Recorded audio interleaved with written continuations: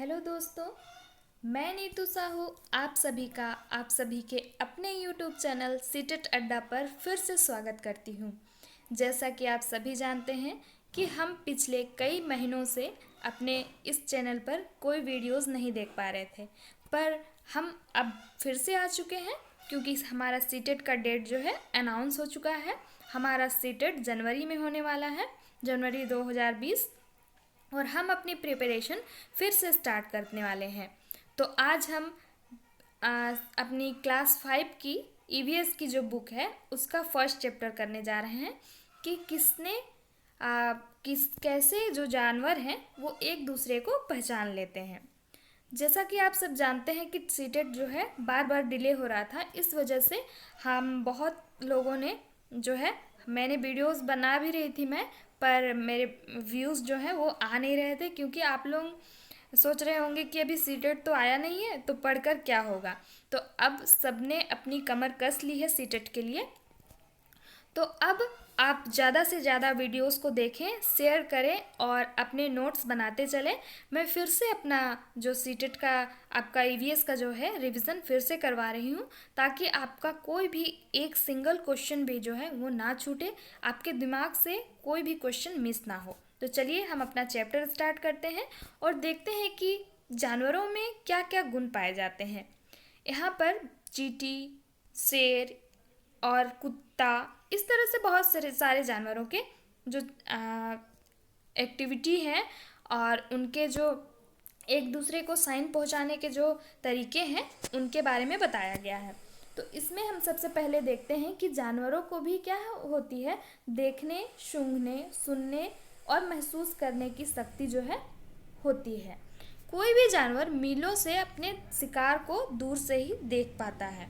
कोई हल्की सी आहट भी सुनकर उनको समझ लेता है और कोई जानवर जो है सूंघकर अपने शिकार को या फिर अपने दोस्तों को पहचान लेता है। तो ऐसे कौन से जानवर हैं? चींटियाँ जो हैं वो किस तरह से अपने दोस्तों को पहचान लेती हैं, ये हम फर्स्ट में देखेंगे। तो चींटी जो है अपने रास्ते में चलती रहती है, जैसा कि हम बुक में देख पा रहे हैं स्क्रीन पर कि चींटी अपने रास्ते में चली जा रही है और ये लगता है कभी कभी रुक रुक कर अपने दोस्तों से बात करती है, ऐसा हमें लगता है जब हम चींटियों की लाइन को देखते हैं। तो सही में ये क्या करती हैं कि अपने साथ एक स्मेल लेकर चलती हैं, जिससे कि बाकी चींटियाँ उनको पहचान लेती हैं। बिल की तरफ कोई चींटी जो है पहरा दे रही होती है और एक चींटी दूसरे चींटी से लगता है कि कुछ बात करती है और उसे फिर पहचान लेती है कि हाँ ये हमारी ही दोस्त है और उसे घुसने दे दिया जाता है। इसका मतलब यहाँ पर ये होता है कि एक चींटी जो है दूसरी चींटी को उसके गंध से पहचान लेती है। अब हम आगे देखते हैं कि वैज्ञानिकों ने ये पता लगाया है कि जो चींटियां हैं वो अपने साथ कुछ ऐसी गंध छोड़ती चलती हैं जिससे कि जो पीछे आने वाली चींटियां हैं, चींटियों को हम हमेशा लाइन में देखते हैं, तो पीछे आने वाली जो चींटियां हैं उनको क्या पता चलता है कि इसी रास्ते से हमारे दोस्त जो हैं आगे गए हैं और इसी तरह से वो अपना लाइन बनाकर चलती हैं।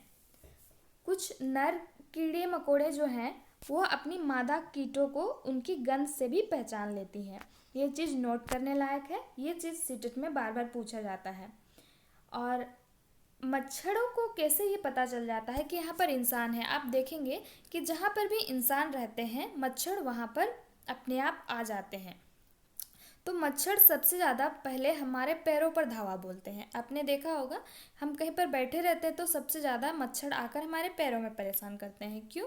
क्योंकि उन्हें हमारे पैरों के जो तलवे होते हैं उसके गंध से ये पता चल जाता है कि ये इंसान है और इसे मुझे काटना है, ठीक है। और वो क्या होता है, हमारी शरीर की जो गर्मी होती है उससे भी हमें पहचान लेते हैं जो मच्छर होते हैं। और यहाँ पर साइड में एक पिक्चर दिया गया है रेशम कीड़ा का, तो ये बताता है कि मैं रेशम कीड़ा हूँ और मैं मादा को अपनी उसकी गंध से कई किलोमीटर दूर से पहचान लेता हूँ। तो ये क्वेश्चन सीटेट में कई बार आता है कि जो नर कीड़ा होता है वो अपनी मादा को किस प्रकार से पहचान लेता है, तो वो उसकी गंध से कई किलोमीटर दूर से ही अपनी मादा कीड़े को पहचान लेता है।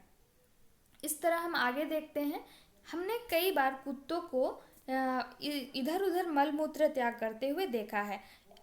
हमने रियल लाइफ में भी देखा है कि कुत्ते जो है कहीं पर भी अपना मलमूत्र त्याग करते हैं। तो क्यों करते हैं? वो इसीलिए करते हैं कि वो अपना रास्ता बनाते चलते हैं, ताकि उनको पता चल सके कि वो जो है किस रास्ते से आए हैं। और ये मलमूत्र दूसरा कुत्ता जब आकर सूंघता है तो उसे पता चल जाता है कि इस एरिया में कोई और कुत्ता है या नहीं है। अब उसको अगर उस एरिया में एंट्री करने का इच्छा होता है तो वो वहाँ पर आ जाता है। तो इसी तरह से कुत्ते जो हैं किस तरह से पहचानते हैं? वो सूंघकर पहचानते हैं अपने साथियों को। इस प्रकार हम देखेंगे आगे कुछ जानवर हैं जिनके आँख जो है सामने की तरफ होती है। पंछियों की ज़्यादातर आँखें जो है सामने की तरफ होती हैं। और पक्षियाँ क्या करती हैं, कुछ भी चीज़ को अगर उनको देखना होता है तो वो अपने सिर को बहुत ज़्यादा घुमाती हैं। तो अपने सिर को वो बहुत ज़्यादा क्यों घुमाती हैं? क्योंकि उनकी क्या होती है, पुतलियाँ जो है आँखों की वो घूम नहीं सकती है, इसीलिए वो अपने गर्दन को ही घुमाकर आसपास देख लेती हैं। तो अब अगर आप कभी पक्षियों को देखें तो ये चीज़ ज़रूर नोटिस कीजिएगा कि वो अपने आँखों को घुमा नहीं सकती हैं हमारी तरह इधर उधर देखने के लिए। इसीलिए वो क्या करती हैं, इसीलिए वो अपने गर्दन को ही इधर उधर घुमाकर देख लेती हैं। ठीक है, अब हम आगे बढ़ते हैं और देखते हैं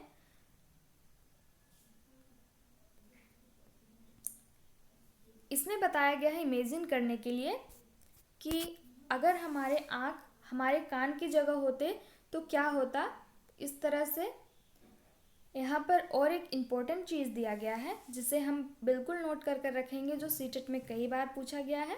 जैसे कि चिल, बाज और गिद्ध जैसे पक्षी हमसे 4 गुना ज़्यादा दूरी तक देख पाते हैं। यानी कि अगर हम किसी भी वस्तु को 1 किलोमीटर से देख पाते होंगे हैं तो वो हमारे से ज़्यादा यानी कि 4 किलोमीटर तक वो उस चीज़ को देख पाते हैं, हमारे से 4 गुने। ठीक है, इसीलिए क्या होता है, चील जो है वो ऊंची आसमान पर उड़ता है, परंतु उसे अगर ज़मीन पर कोई छोटा सा चूजा या फिर उसके खाने लायक कोई चीज़ अगर दिखती है तो वो बहुत ही स्पीड में आकर उसे उठाकर ले जाता है। तो ये चीज़ नोटेबल है। और मज़ेदार बात क्या है कि हम बहुत सारे रंग देख पाते हैं, परंतु जो रात में जागते हैं, रात में कौन जागते हैं आपको ये पता होगा, उल्लू जो है वो रात में जागता है। उसके बाद चमगादड़ जिसे हम बैट कहते हैं, बैट भी है जो है वो रात को ही जागता है क्योंकि वो रात में ही देख पाता है, उल्लू को भी रात में ही दिखाई देता है। आमतौर पर यह माना जाता है कि रात में जो जागते हैं उन जानवरों को क्या दिखाई देता है, बस 2 ही रंग दिखाई देता है। जैसे कि हमारी मोबाइल में जो है एक ब्लैक एंड वाइट का ऑप्शन आता है, अगर हम उस पर फ़ोटो क्लिक करते हैं तो हमारा जो फ़ोटो है वो ब्लैक एंड वाइट हो जाता है। उसी तरह से उन्हें सारी चीज़ें जो है ब्लैक एंड वाइट में ही दिखाई देती हैं जो जीव रात में जागते हैं। हम आगे बढ़ते हैं और देखते हैं कि कान के बारे में इस पे बताया गया है कि किसके कान दिखते हैं और किसके कान जो है ढके होते हैं। तो यहाँ पर आप देख सकते हैं स्क्रीन पर कि एक हाथी का छोटा सा बच्चा है जिसके बहुत लंबे लंबे कान हैं। हम ये सभी जानते हैं कि हाथी के कान जो है वो हमें बाहर से भी दिखते हैं क्योंकि वो बहुत लंबे लंबे कान होते हैं और उन्हें वो क्या करता है, उन्हें वो पंखे की तरह यूज़ भी करता है।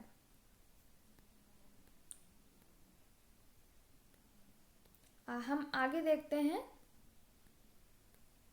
हमें ये पेड़ पर एक लंगूर बैठा दिखाई दे रहा है और हमें ये पता है कि लंगूर जो है वो काफ़ी ऊंचे पेड़ों पर ही बैठते हैं और ये क्या करते हैं, अपने साथियों को संदेश देने का कार्य करते हैं। किस तरह का संदेश? अगर इन्हें कोई जंगली जानवर खूंखार जो जिनसे इनको दिक्कत होने वाली है, जैसे कि शेर या चीता को दिखाई दे जाता है तो ये अपने साथियों को भी सचेत कर देते हैं कि अब संभल जाओ, जंगल का राजा आ रहा है। और ये कुछ आवाज़ निकालते हैं जिससे कि उन सभी जानवरों को पता चल जाता है कि अब राजा इस तरफ आ रहे हैं। ठीक है। कुछ पक्षी अलग अलग खतरों में अलग अलग जो है आवाज़ें निकालते हैं और इन साइनों को वहाँ के जानवर बहुत अच्छी तरह से समझते हैं। मछलियाँ भी जो हैं चेतावनी देती हैं, खतरे का संकेत देती हैं, क्योंकि जब तूफान आने वाला होता है तो वो क्या करती हैं, उनमें अजब सी हलचल पैदा हो जाती है मछलियों में और वो अजीब सी हरकतें करने लगती हैं और ये बताना चाहती हैं कि जो प्रकृति है वो अब कुछ रंग दिखाने वाली है। इस तरह से 2004 में दिसंबर में जब भूकंप आया था तो जानवर जो है अजीब से व्यवहार कर रहे थे और ये जो व्यवहार था इनका, ये चेतावनी थी कि अब प्रकृति जो है कुछ अनहोनी होने वाला है प्रकृति में, जिससे कि अंडमान के कुछ जो खास जनजाति हैं, आदिवासी जाति के लोग, वे भी जो है इनसे काफ़ी घुले मिले रहते हैं। इसीलिए उन्होंने इनका जो है इंडिकेशन समझ गए और अब उनका जो इलाका है वो खाली कर दिया और सुनामी के कहर से अपनी जान इन्होंने बचा ली।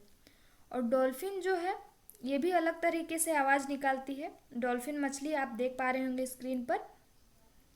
वैज्ञानिकों का ये मानना है कि जानवरों की भी अपनी क्या है, भाषा है। जैसे हम अपना लैंग्वेज यूज़ करते हैं वैसे ही ये भी अलग अलग तरीके से आवाज़ निकाल कर, क्योंकि अलग अलग सिचुएशंस में ये अलग अलग तरीके से आवाज़ निकालती हैं। अब हमने एक चीज़ नोटिस की होगी हमारे घरों पर कि जब हम देखते हैं छिपकलियों को तो छिपकली जो है वो ठंडे के दिनों में दिखाई नहीं देते। गर्मी के दिनों में छिपकली कहीं भी गिर जाते हैं, परंतु ये क्या होते हैं ठंडे के दिन में बिल्कुल से दिखाई नहीं देते। तो ये क्या होते हैं, लंबी नींद में चले जाते हैं और जो इनका जब ठंडा जब ख़त्म हो जाता है तो ये वापस से चले आते हैं। इसी तरह से स्लॉथ के बारे में सीटेट में बहुत ज़्यादा क्वेश्चन पूछे जाते हैं, जो कि 17 से 18 घंटे सोता है। स्लॉथ आप देख पा रहे होंगे पेड़ में इस थोड़ा सा बंदर के जैसा है और थोड़ी सी भालू के जैसा भी इसका आकार है, परंतु ये भालू बिल्कुल नहीं है। ये करीब 17 घंटों तक पेड़ में उल्टे लटक कर मस्ती से सोते रहता है। ये 17 से 18 घंटे सो जाता है। यह लंबे पेड़ पर रहता है और जिस पेड़ पर रहता है उसके पत्ते बिल्कुल जब तक ख़त्म ना हो जाए तब तक ये दूसरे पेड़ पर जाने की बिल्कुल दिक्कत मतलब खुद को दिक्कत नहीं देता है। ये इतना मतलब आरामदायक जीव है और लगभग 40 साल ये जिंदा रहता है और 40 साल में केवल 8 पेड़ में ये अपना मतलब बसेरा जो है वो बनाता है। एक सप्ताह में ये केवल एक बार उठता है और एक बार उठता है, क्यों उठता है, पेड़ से नीचे उतरता है, वो पेड़ से नीचे शौच करने के लिए उतरता है। तो स्लोथ का जो ये यहाँ पर बनाया गया है डायग्राम सोने और जागने का, तो ये कंफर्म आप टिक लगाएंगे सीटेट में अगर पूछा गया कि स्लॉथ कितने घंटे सोता है, तो 17 से 18 घंटे स्लॉथ सोता है और बाकी घंटे जो है वो जागता है। इसी तरह से यहाँ पर बहुत सारे जानवरों के दिए गए हैं। तो गाय केवल 4 घंटा पूरा दिन में सोती है। अजगर जो है वो भी 17 से 18 घंटे सोता है। और यहाँ पर जो जिराफ दिया गया है वो केवल 2 घंटा सोता है। सबसे कम सोने वाला जानवर जो है वो जिराफ है। बिल्ली जो है लगभग 12 घंटे सोती है। तो आप इन चीज़ों को अपनी कॉपी पर नोट कर लेंगे। और ये सारी चीज़ें सीटेट की जो है फेवरेट क्वेश्चंस में से हैं। अब हम जंगल के जो किंग हैं उनके बारे में पढ़ते हैं। बाघ जो है अंधेरे में हमसे जो है 6 गुना बेहतर देख सकता है, यानी कि अंधेरा हो या उजाला बाघ को कोई फर्क नहीं पड़ता, इसीलिए सभी इसको जंगल का राजा कहते हैं। बाघ की मूंछ जो है हवा की कंपन से भी भाप लेती है कि यहाँ पर कोई व्यक्ति कोई जानवर है या नहीं। उसकी स्थिति यानी फिर यानी कि उसके डायरेक्शन का पता चल जाता है अपनी मूंछों की सहायता से। इसीलिए बाघ की मूंछें जो हैं बहुत बड़ी बड़ी होती हैं। इससे उसे अंधेरे में रास्ता ढूंढने में भी मदद मिलता है अपनी मूंछ से बाघ को। बाघ अपने इलाके में जो है कुत्ते की तरह ही अपनी मल मूत्र त्याग करता है और इसका इलाका कई किलोमीटर बड़ा हो सकता है और एक बाघ के क्षेत्र में दूसरा बाघ जो है वो बहुत ही मुश्किल से ही घुसता है। वो अगर उसको अगले दूसरे बाघ से लड़ाई करनी हो तभी वो घुसता है। फिर वो उसके इलाके में घुसना है या नहीं घुसना है वो बाघ की मर्जी होती है। बाघ मौके के अनुसार अपनी आवाज़ भी जो है बदलता रहता है। गुस्से में वो अलग आवाज़ निकालता है और बाघिन को बुलाने के लिए बाघ की आवाज़ अलग होती है। कभी बाघ कराहता है तो कभी गुर्राता है और बाघ का गुर्राना जो है हमें 3 किलोमीटर दूर तक सुनाई दे सकती है।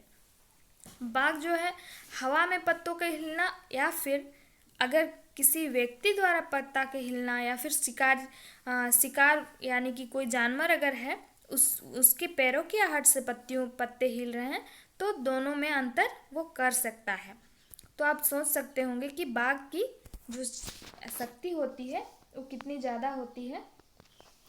बाघ के जो है दोनों कान बाहर की आवाज़ को अलग अलग दिशाओं से बहुत ज़्यादा घूमकर वो पहचान लेता है कि आवाज़ जो है वो किस दिशा से आ रही है। आपने देखा कि बाघ जो है वो किस तरह से इतनी सतर्कता बरतता है अपनी जो है सुरक्षा के लिए और अपने शिकार को खोजने के लिए। परंतु उससे भी चालाक जो एक जीव है जिसे हम इंसान कहते हैं, जो हम खुद भी हैं, वो क्या करता है, उसके कारण बाघ जो है आज भी खतरे में है और इसके कारण बहुत से बाघ संरक्षण केंद्र भी खोले गए हैं। कुछ जीव हैं जिनको उनके बहुत सारे शरीर के अंगों के चलते मारा जाता है और ये जीव जो है बाघ को क्या के लिए मारा जाता है, उसके खाल के लिए मारा जाता है, हाथी को उसके दांतों के लिए, सांप को भी उसके छाल के लिए मारा जाता है, मगरमच्छ और सांप को उसकी खाल के लिए जो है मार दिया जाता है, कस्तूरी हिरण को उसकी खुशबू के लिए मार दिया जाता है और जानवरों को जो मारते हैं वो ऑफकोर्स शिकारी होते हैं। हमारे देश में बाघ और कई अन्य जानवरों की गिनती इतनी कम हो गई है कि इनके लुप्त होने का खतरा है जो है बहुत बढ़ गया है। इसीलिए हमारी सरकार ने इन्हें बचाने के लिए क्या किया है, देश में बहुत सारे इनके जंगलों को सुरक्षित कर दिया है, जिन जंगलों में बाघों को या फिर किसी भी जानवरों को मारना अपराध है। इसी तरह से कुछ नेशनल पार्क्स हैं, जैसे कि उत्तराखंड का Jim Corbett national park, Rajasthan में भरतपुर में जो है घाना नेशनल पार्क, ये जंगलों का शिकार जो है उसमें मना है और यहाँ पर लोग जानवरों को कोई नुकसान नहीं पहुँचा सकते हैं। इसी तरह से अभी बहुत सारे जानवरों के लिए जो है नेशनल पार्क्स इंडिया में बनाए गए हैं। तो इसी तरह से आज का हमारा ये चैप्टर यहीं पर ख़त्म होता है। मैं आशा करती हूँ कि आपको मेरा ये चैप्टर जो है पसंद आया होगा। आप मेरे चैनल को लाइक, शेयर और सब्सक्राइब करें। हम इसी तरह से अपने सीटेट आने तक हमारा जो है सिलेबस कंप्लीट हो जाएगा। आपको और किन किन सब्जेक्ट्स की वीडियोस चाहिए, आप कमेंट बॉक्स पर जाकर कमेंट करें। मैं उन सारी सब्जेक्ट्स की वीडियोस जो है आपको प्रोवाइड करने की कोशिश करूँगी। आज के लिए बस इतना ही। धन्यवाद और सभी को मेरी ओर से हैप्पी छठ।